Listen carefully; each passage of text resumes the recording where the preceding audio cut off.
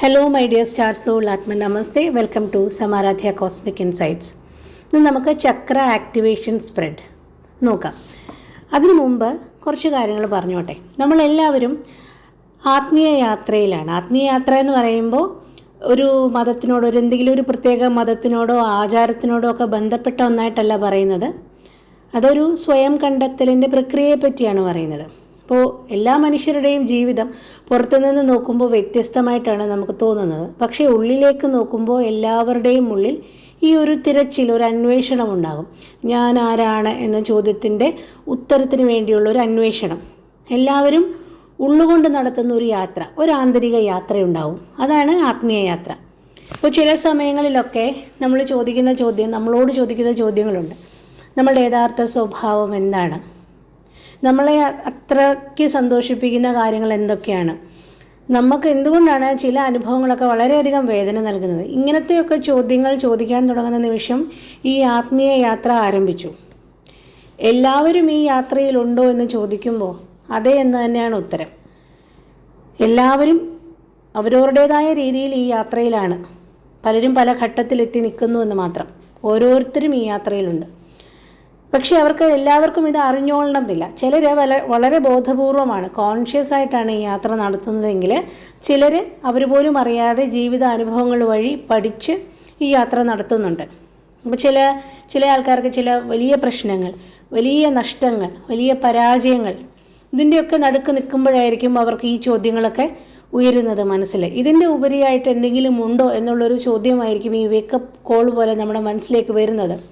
വലിയ നഷ്ടങ്ങളുടെ, കടന്നുകൂടാൻ പറ്റാത്ത ചില ദുഃഖങ്ങളുടെ, സൊല്യൂഷൻ അറിയാത്ത ചില പരാജയങ്ങളുടെ ഒക്കെ നടുവിൽ നിൽക്കുമ്പോഴായിരിക്കും ഈ ഒരു ചോദ്യം, ജീവിതത്തിനെ മാറ്റിമറിക്കുന്ന ഈ ഒരു ചോദ്യം, ഇതിനുമുപരി എന്തെങ്കിലും ഉണ്ടോ എന്നുള്ളൊരു ചോദ്യം നമ്മുടെ ഉള്ളിലേക്ക് വരുന്നത്.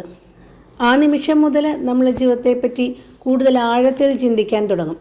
അതുവരെ ഒഴുക്കിനനുസരിച്ചങ്ങ് ഒഴുകിപ്പോയൊരു ജീവിതമായിരിക്കും. പക്ഷേ ആ നിമിഷം മുതൽ, ഇത്തരം ചോദ്യങ്ങൾ മനസ്സിൽ ഉയരുന്ന നിമിഷം മുതൽ നമ്മൾ ആഴത്തിൽ ജീവിതത്തിനെ പറ്റി ചിന്തിക്കാൻ തുടങ്ങും.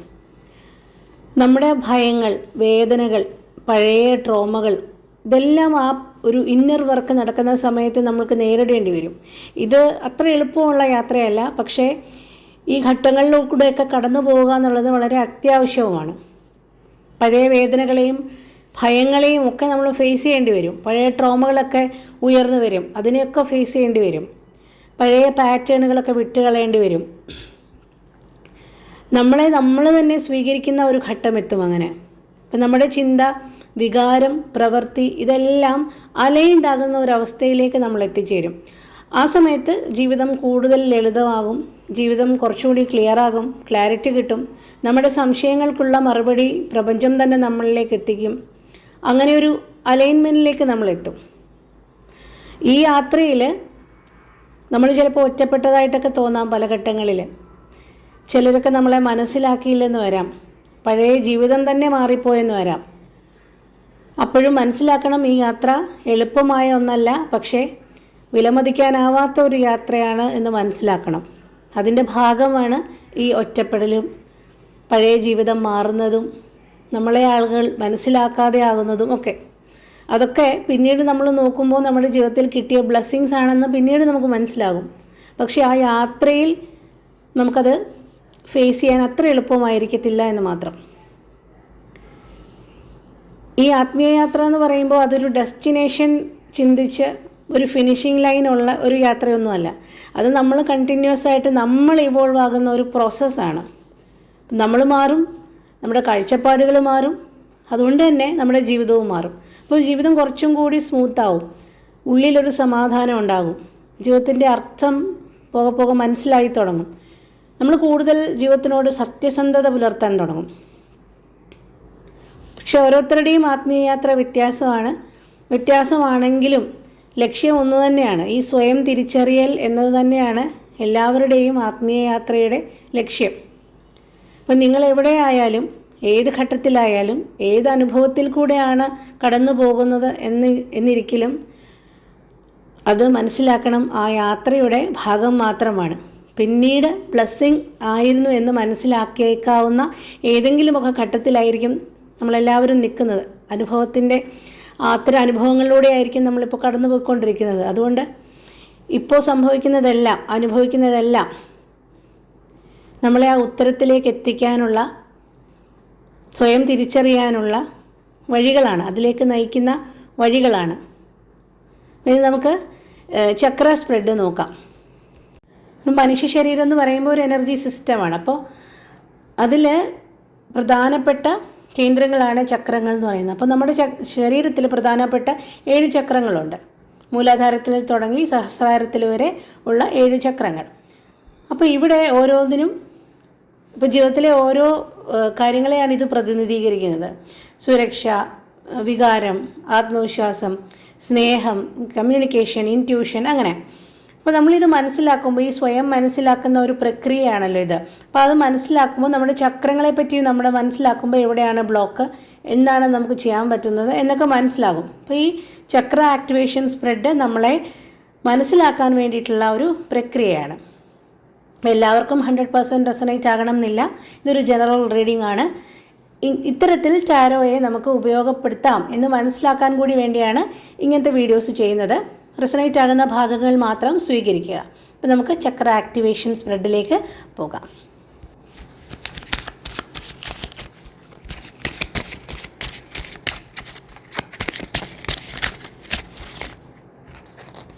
ആദ്യത്തേത് മൂലാധാര ചക്രം, റൂട്ട് ചക്ര.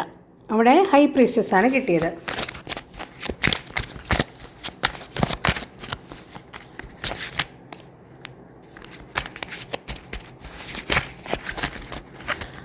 അടുത്തത് സ്വാധിഷ്ഠാന ചക്രം, സേക്രൽ ചക്ര. അവിടെ ജസ്റ്റിസ് കാർഡാണ് കിട്ടിയത്.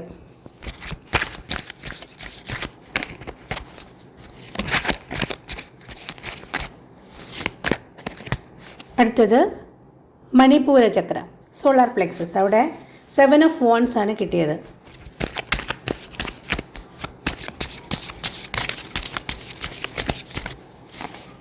അടുത്ത അനാഹത ചക്രം, ഹാർട്ട് ചക്ര. 6 ഓഫ് സോർട്സ് ആണ് കിട്ടിയത്.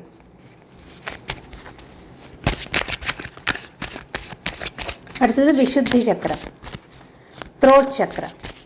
9 ഓഫ് പെൻഡക്കിൾസ്.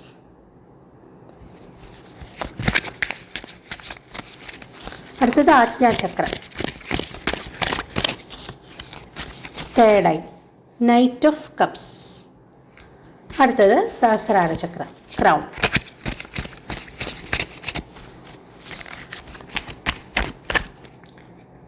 ഡെവിൾ. ലാസ്റ്റ് ഒരു ഓവറോൾ ഗൈഡൻസ് കാർഡ് കൂടി നമുക്ക് എടുക്കാം.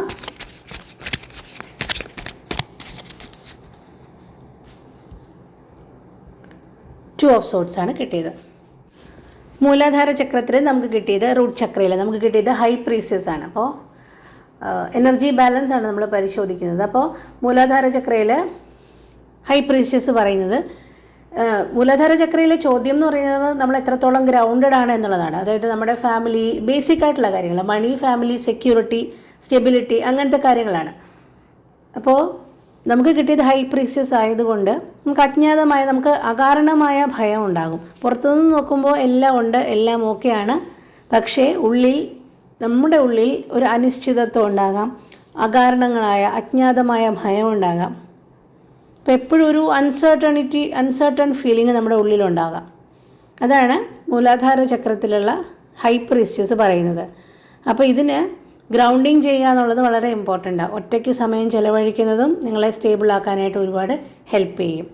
അടുത്തത് സ്വാധിഷ്ഠാന ചക്രം നോക്കാം. സ്വാധിഷ്ഠാന ചക്രം ഇമോഷൻസിനെ, നമ്മുടെ റിലേഷൻഷിപ്പിനെ, സന്തോഷങ്ങളെ, ക്രിയേറ്റിവിറ്റിയെ ഒക്കെ ഡിനോട്ട് ചെയ്യുന്നതാണ്. അപ്പോൾ അവിടുത്തെ ചോദ്യം എന്ന് പറയുന്നത് എൻ്റെ ഇമോഷൻസൊക്കെ ഫ്രീ ആയിട്ട് ഫ്ലോ ചെയ്യുന്നുണ്ടോ എന്നുള്ളതാണ്.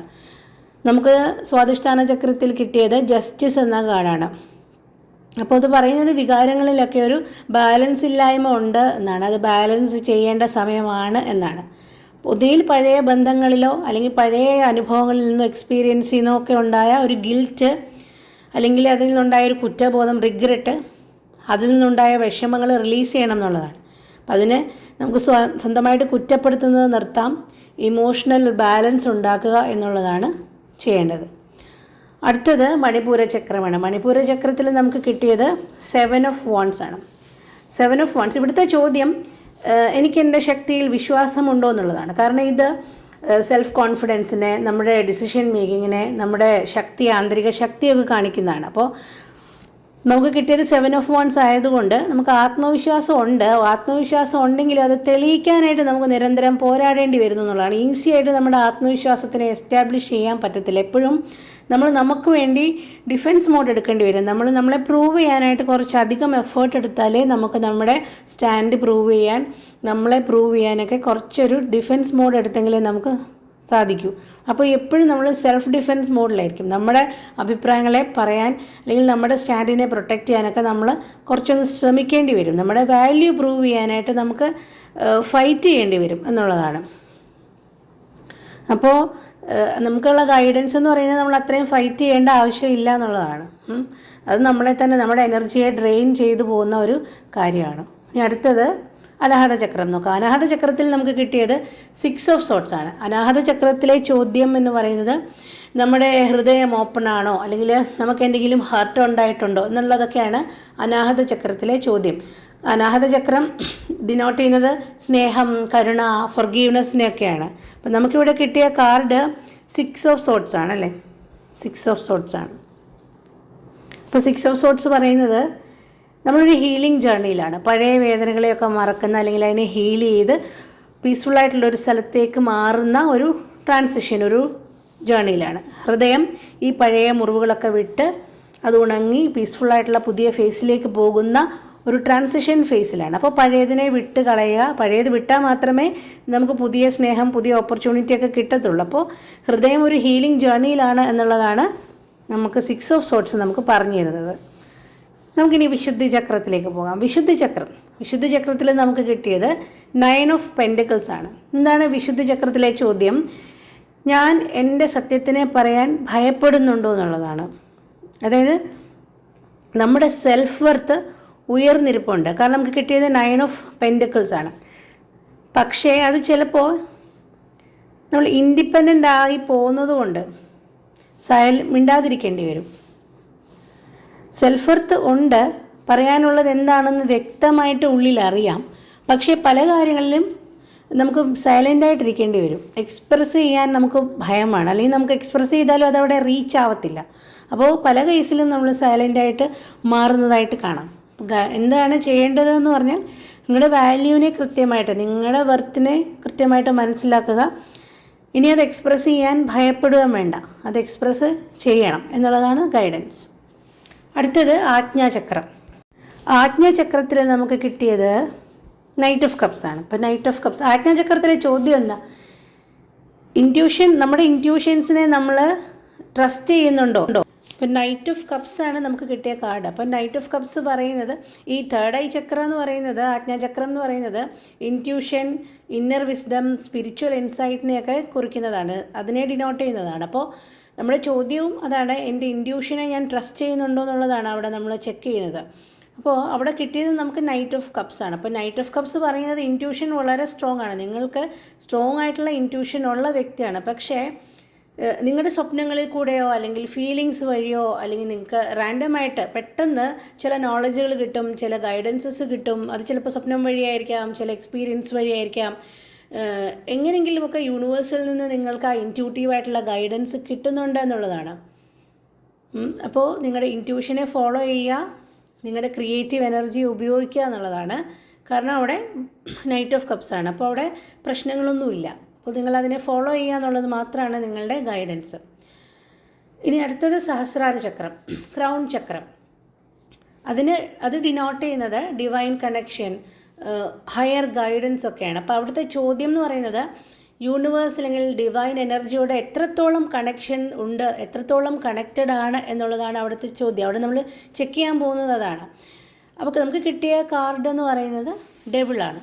ഡെവിൾ എന്ന് പറയുന്നത് അവിടെ ഒരു മേജർ ബ്ലോക്ക് ഉണ്ട് എന്ന് തന്നെയാണ് നമ്മൾ മനസ്സിലാക്കേണ്ടത്. കാരണം ചില നെഗറ്റീവ് ചിന്താഗതികൾ, അല്ലെങ്കിൽ നെഗറ്റീവ് പാറ്റേൺസ്, ചില അറ്റാച്ച്മെൻറ്റ്സ്, അല്ലെങ്കിൽ നമ്മളെ സ്പിരിച്വൽ ആയിട്ട് മാറുന്നതിൽ നിന്ന് ഹോൾഡ് ബാക്ക് ചെയ്യുന്ന ചില ടോക്സിക് ആയിട്ടുള്ള കാര്യങ്ങൾ, ഇതൊക്കെ ഇതിനൊക്കെ നമ്മൾ അടിപ്പെട്ടിട്ടുണ്ട്. അപ്പം മെയിനായിട്ടും നെഗറ്റീവ് തിങ്കിങ്, ആ നെഗറ്റീവ് തിങ്കിങ് നമ്മുടെ ഇൻഡ്യൂഷൻസിനെ എടുക്കാൻ പോലും നമ്മൾ ചിലപ്പോൾ സമ്മതിച്ചോളണം എന്നില്ല. അപ്പോൾ ഇതിനെയൊക്കെ റിലീസ് ചെയ്യുക ഈ അഡിക്ഷൻസിൽ നിന്ന്, അല്ലെങ്കിൽ ഹെൽത്തി അല്ലാത്ത അറ്റാച്ച്മെൻറ്റ്സ് വിട്ട് കളയുക എന്നുള്ളതാണ്. കാരണം സ്പിരിച്വൽ ഗ്രോത്തിന് വേണ്ടി ഡിറ്റാച്ച്ഡ് ആകുക എന്നുള്ളതൊരു ആവശ്യമാണ്. അപ്പോൾ ആ നമ്മുടെ ബ്ലോക്ക് ആയിട്ട് നിൽക്കുന്ന അറ്റാച്ച്മെൻറ്റ്സിനെ, നമ്മുടെ നെഗറ്റീവ് തിങ്കിങ്ങിനെ ഒക്കെ ഒന്ന് കൺട്രോൾ ചെയ്യുക എന്നുള്ളതാണ് നമ്മുടെ സഹസ്രാര ചക്രത്തിലെ ദ ഡെവിൾ എന്ന കാർഡ് സൂചിപ്പിക്കുന്നത്. ഇതിൽ നിന്ന് പൊതുവേ മനസ്സിലാക്കേണ്ടത്, നിങ്ങൾ ഒരു അവേക്കനിങ് ഫേസിൽ തന്നെയാണ്, ഇൻറ്റ്യൂഷൻ വളരെ സ്ട്രോങ് ആണ്. പക്ഷേ ചില അറ്റാച്ച്മെൻറ്റ്സും ഭയങ്ങളും ചില അഡിക്ഷൻസും പാറ്റേൺസും ഒക്കെ വിട്ടാൽ മാത്രമേ ആ ഒരു അലൈൻമെൻറ്റിലേക്ക് വരൂ എന്നുള്ളതാണ്. അപ്പോൾ നമ്മുടെ ഉള്ളിലെ ശബ്ദത്തിനെ, ആ ഇൻറ്റ്യൂഷനെ, ഇന്നർ വോയിസിനെ ശ്രദ്ധിക്കുക. അത് ശരിയായ വഴിയിലേക്ക് നമ്മളെ നയിക്കും. നമ്മൾ ഓവറോൾ ഗൈഡൻസ് കാർഡായിട്ട് കിട്ടിയത് 2 ഓഫ് സോർട്സ് ആണ്. അപ്പോൾ 2 ഓഫ് സോർട്സിൻ്റെ ക്ലിയർ മെസ്സേജാണ്. കാരണം നിങ്ങൾ എന്തിനെയോ ഒന്ന് ഒഴിവാക്കുകയാണ്. കാരണം നിങ്ങൾക്ക് എന്താണ് ശരി, എന്താണ് തെറ്റെന്നുള്ളത് ഉള്ളിൽ വ്യക്തമായിട്ട് അറിയാം. പക്ഷേ ഉള്ളിലൊരു റെസിസ്റ്റൻസ് നടക്കുന്നുണ്ട്. കാരണം ആ ക്ലാരിറ്റി എന്നോ അനുഭവിച്ചിട്ടുണ്ട്. അതുകൊണ്ട് കൺഫ്യൂഷൻ ഇല്ല ഉള്ളിൽ. പക്ഷേ ഒരു അവോയ്ഡൻസിൻ്റെ ഫേസിലാണ് നിൽക്കുന്നത്. കാരണം ഉള്ളിൽ എന്തോ ഒരു റെസിസ്റ്റൻസ് ഉണ്ട്, എന്തോ ഒരു മായയിൽപ്പെട്ട് കിടപ്പുണ്ട്. അപ്പോൾ എന്തെങ്കിലും നഷ്ടപ്പെടുവോ എന്നൊക്കെയുള്ളൊരു ഭയം ഉള്ളിൽ കിടപ്പുണ്ട്. അകാരണമായ ഭയങ്ങൾ ഉള്ളിൽ കിടക്കുന്നത് കൊണ്ട് നിങ്ങൾ ചില കാര്യങ്ങളെ സ്വീകരിക്കാൻ അവോയ്ഡ് ചെയ്യുകയാണ്. കാരണം 2 ഓഫ് സോർട്സ് ആണ്. 2 ഓപ്ഷൻസ് തമ്മിലുള്ള കൺഫ്യൂഷൻ ഇല്ല, സത്യത്തിൽ അവോയ്ഡൻസ് ആണ്. കാരണം നിങ്ങൾക്ക് ക്ലാരിറ്റി ഓൾറെഡി ലഭിച്ചു കഴിഞ്ഞിട്ടുണ്ട്. നിങ്ങളുടെ ഇൻറ്റ്യൂഷൻ വളരെ സ്ട്രോങ് ആണ്. അപ്പോൾ ഒരു റെസിസ്റ്റൻസ് മാത്രമാണ്. അപ്പോൾ അതൊന്ന് ശ്രദ്ധിച്ചാൽ മതി. ചില അറ്റാച്ച്മെൻറ്റ്സിനെ വിടാനുള്ള മടി അതൊന്ന് മാറ്റണം. മുന്നോട്ട് പോകേണ്ട ഏതൊക്കെ കാര്യങ്ങളിലാണ് മുന്നോട്ട് പോകേണ്ടതെന്ന് വ്യക്തമായിട്ടുള്ള ധാരണയുണ്ട്. ഇൻറ്റ്യൂഷൻ ക്ലിയർ ആണ്. അപ്പോൾ അതെല്ലാം കൂടി ചേർന്ന് കഴിഞ്ഞാൽ നിങ്ങൾക്ക് ഉത്തരം കിട്ടും. നിങ്ങൾക്ക് വഴിയും അറിയാം, നിങ്ങൾക്ക് ഉത്തരവും അറിയാം എന്നുള്ളതാണ് പ്രത്യേകത. നിങ്ങൾക്ക് വഴി അറിയാം, ഉത്തരവും അറിയാം. പക്ഷേ നമുക്ക് ആ കാർഡിലിരിക്കുന്നത് പോലെ നിങ്ങൾ കണ്ണടച്ചിരിക്കുകയാണ്. അപ്പോൾ അതൊന്ന് ശ്രദ്ധിക്കുക എന്നുള്ളതാണ്. ഓക്കെ, അപ്പോൾ നിങ്ങൾക്ക് ഈ ചക്ര ആക്ടിവേഷൻ സ്പ്രെഡ് റെസനേറ്റ് ആയിട്ടുണ്ടെങ്കിൽ മെസ്സേജിലൂടെ അറിയിക്കുക. എല്ലാ നന്മകളും ഉണ്ടാകട്ടെ. അടുത്ത വീഡിയോയിൽ കാണാം. Thank you.